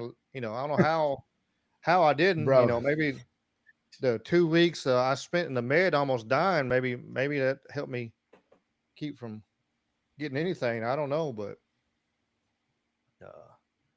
I told you that story, didn't I? Have I told you my med story? The med story. Yeah. Hey, no. When I was born, the nurse gave all the babies strep. And no shit. Yeah, no shit. And yeah, out of 11 babies that was in the area where I was at, all of them died but 2. And you're talking to one Ricky, of them. I'm glad that you were a statistic and you survived. It's Fuck, humbling man. to think, man. It's humbling to think. Like, That's man, a rough ass story. Yeah. Damn, like. Yeah, my parents did not have to pay for the doctor bills. You know, I can't imagine. I can't imagine. We should have been having a house in Germantown, but they were just happy. One's to have on me, us. So. They didn't sue. You know, David, here I am. I think surviving a motorcycle wreck was fucking tough. This dude right here survived strep as a newborn. You know, what the fuck? Yeah, I still got the scars on my head from the needles and stuff I had in my head for first 2 weeks. They weren't sure. Oh no! Is that why you're losing your hair, Ricky Pike?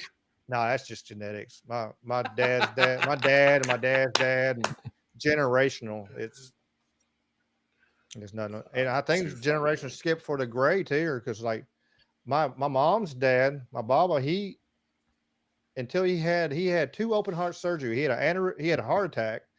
He had a quadruple bypass. He had a heart attack. This sounds tough. You know, that's just part of that generation, you know, born in 36, you know, that generation of just toughness. But we turn around, he had a heart attack in his truck. He finally come back in the house. He was like, Ricky, I don't feel good. I want you to take me to the hospital. I'm like, okay. I knew he wasn't, something was wrong. I knew he was dying because he told me he wanted me to take him to the hospital. So I drove him to the fire station because I knew the ambulance was right there. And so I drove him straight to the fire station. And they actually told me, so if I hadn't done that, he wouldn't have left. That's whatsoever. He had a quadruple bypass, and then turned around a month later, he had an aneurysm surgery. Had to go back in their heart. And he actually recovered and went back to work on 18-wheelers. And then he went set up on the flea markets for years and all kinds of shit. But he didn't start getting gray hair until after that second open heart surgery. In his 60s, I started getting gray hair in my early 30s. It's like, but well, man, we got 2 hours in tonight. We've had a hell of a discussion tonight. And I'm gonna leave on something great before we run away. One last final thing. All right, oh hell. Did you know that somebody got busted checking out Matt Gaetz? Are you ready for this? No, I did not know. Oh hell. She is licking her lips. Damn. Bro, her brother's not gonna like that. Her brother / husband? No, he's not gonna like that at all. Why you look at this man? Why you look at this man for? Oh my God. That's wild. Listen, people from Somalia do not sound like that. They Why do, you look but to you're him not allowed to this say way? that. Yeah. Yeah, wrong answer. Wrong You've not answer. been cussed out till you've been cussed out by an Arab man that doesn't speak English very well. Okay, like On another Fuck, quick one man. while we're at the very end. See if y'all seen this. Have you seen about? Oh, Market C. That's right. there you go. I was like, what in the hell? Huh. Interesting. Here's the crash. oh, dude, I saw that shit today. Yeah.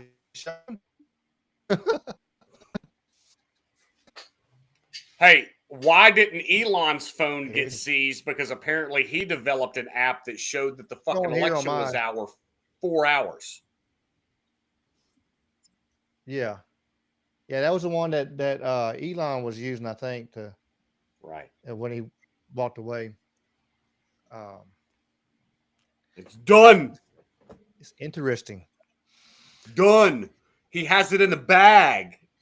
He's like, I'm going home. Well, Dave, Well, I'm glad Dave, he you won. got any shout outs you want to do? We're going to kind of wrap this up and Man, just a shout out to our faithful fans in the chat, man. That's all. Been a good episode tonight. Yeah, man. That's it. That's it. Just the fans, brother. Jamie, go ahead. Throw your shout outs. Man, I just want to send a shout out to everybody that fought this weekend for Attitude. We had a great card. A lot of last minute hiccups, man, where we lost our main event. We lost one of our amateur fights. Couple guys backed out on him in the final weeks leading up to the event. Nobody wants to fight Reggie Amerson. Guy's only got one arm. What y'all scared of? You know what I'm saying? Like, come on, come get that smoke from a one arm dude. Because he'll beat the shit out you with that nub. Yeah, unfortunately, man, we lost. One of the fights that I really wanted to see was the professional debut of Memphis' own David Hayes against Robbie Beard. Man, Robbie missed weight, and the fight didn't happen. 8 Robbie pounds, Burns, I'm sorry. Yeah, it was yeah. It's substantial. And here's what's crazy, but here's what's crazy, man. Like I was at the weigh-ins. I was there for the 3 hours that we were waiting on him from when he first showed up to when the cutoff was to where he had an hour to do it, right? He came back in from working out or at the sauna or wherever he was. The dude looked exhausted, and he didn't have a bit of sweat on him. Like, I think his body was just done. You know, it happens. And man, I'm glad that he quit when he did, and said, "All right, it just, yeah." He probably still had 10 minutes. He could have worked himself to death for another 10 minutes, but he ain't losing no 8 pounds. You know what I'm saying? Like, so yeah, it was pretty bad, man. Man, that's but rough. Awesome fight. Law School showed up. They went. I guess 2-2 on the night. Big Will lost his match. Nick De La Husa from the Wolfpack down in Cleveland, Mississippi, also co-trains with Law School. He lost his match. But Terrell, the Dream Killer, he won his match, and then Barack Rashad won his match. And man, fight of the night right there, bro. 2 amateurs, first bout, like crazy fight. So shout out to all them guys, man. I'm done on my soapbox. Heck of a weekend. I'm proud of Terrell. That's a good kid. I know him since he was little, right? Because his dad and stuff. Terrell Johnson, cool. Y'all remember that name, man? Dream Killer Jr. There's gonna be a point though when he surpasses Pop and he takes that Junior off, and he gonna be the Dream Killer. And it's gonna be funny because I'm pretty sure his brother goes by Dream Killer too. So, and then we still got a little one coming up. Caden's on his way up, so. Waiting on him. He's already asking for a grappling match. That dude's like 11 years old, talking about, give me a grappling match, Jamie. That's probably going to be the best out of the group. Probably. I mean, Well, yeah, he's that's got all what the he- older brothers kicking his that's what, ass. that's what I'm saying. He can, and he's around that camp and stuff. He'll have more time Right. to grow with around that camp, and it's just he'll just because of the time ways. When he's up there at the gym, I roll with him and punish him for a few minutes. It's fun. Yes, I Nice, beat up nice. on little kids. Okay. It happens. Well, Ricky, I appreciate you having us out tonight, brother. Yeah, I appreciate y'all. I'm glad, Dave, you were able to come back and hang out with us tonight. You've had stuff happen, and glad you able to work through it and make it happen tonight. And I appreciate Jamie coming on, and I said check out his new going to be his new podcast, the Memphis Wars. He's going to be putting out some cool content. Of course, like and subscribe to here to AIP because we're going to keep on pushing out cool content. Keep Just on keeping on. Had my Sunday reflections video pop out today, so just some different stuff I had. I recorded it probably 2 years ago, and it's just stuff from the heart. So it's I think it's good stuff, but maybe you'll like to make the way a format I did it. It's a little different than I have been doing. I appreciate Sweets. Sweets is always taking here. Hiker emoji. She keeps coming back. She's always here. Glutton for punishment. We appreciate y'all.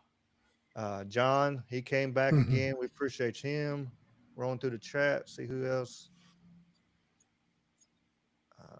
That's all we got on the Rumble. Of course, Wally, he popped up, but I know he ain't back in here. I know he's live on his channel, Wally's World 420. They post all kinds of crazy stuff on there. Wally's wild. Nightmare. David Whitaker popped up. We had Jess of Escape the Simulation. She was on here for a while. I don't know if she's still here or not. She might be listening in the background. I appreciate Jess because she's always supporting me and try to return the favor. Gotta appreciate the regulars, man. The people that come back every week to listen to us ramble, man. We definitely appreciate you guys. Yeah, we had on the let's see on the Facebook we had a few pop up. Let's see, I've seen my buddy Brian Duke. I know him since I was a kid. He used to live next door to me back in the day. Timothy Dobbins popped up and it was in the chat, so I know he was listening with Hey, there we go.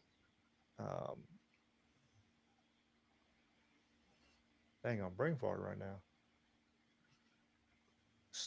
Slice Fight Network. There we go. I had to look it up real quick. Yeah. He's got the podcast, the Slice Fight Network. He goes around and commentates for fights and does interviews and stuff like that. So he got a pretty good stuff. And then he got a great gym down there in New Albany, Mississippi. So check him out. Just trying to shout everybody out. Everybody said hi and I always want to try to support the ones that support me. I appreciate y'all and hopefully y'all. I said y'all like and share. For the ones that are new, we got a bunch of down to 10 now. Everybody's popping out. We're up to over 22 on Rumble there for a second, so pretty good.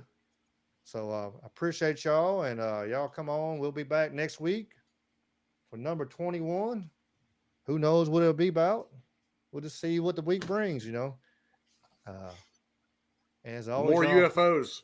Yeah, I'm always talking about some UFOs, Bigfoot, Alaskan Bigfoot. There's a documentary about the Alaskan Bigfoot. It's pretty wild. It's on Discovery Plus. That thing crazy. The Curse of Oak Island. It's the new season premiere is out. They're still over there digging, looking for that damn treasure. I love that damn show. But I appreciate y'all, and as always, y'all keep on keeping on, and peace and chicken grease. Y'all be good, and we'll see y'all next week.